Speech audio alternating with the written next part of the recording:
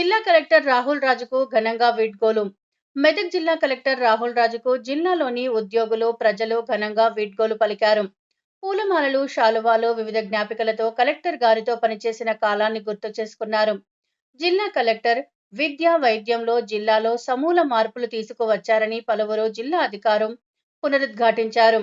విద్య, వైద్యం ప్రధాన ఎజెండాగా కలెక్టర్ రాహుల్ రాజ్ 2 సంవత్సరాల కాలం బిజీగా గడిచిపోయిందని పలువురు తెలిపారు. ప్రజలకు, ఉద్యోగులకు పలు సలహాలు, సూచనలు ఇస్తూ మార్గదర్శకులుగా ఏ చిన్న సమస్యనైనా అలవోకగా పరిష్కరించి పలువురి మన్ననలు పొందాడని జిల్లా అధికారులు అన్నారు.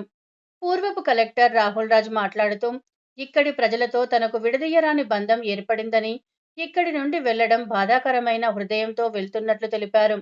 తనకు సహకరించిన అధికారులకు, ప్రజాప్రతినిధులకు, ప్రజలకు ధన్యవాదాలు తెలిపారు.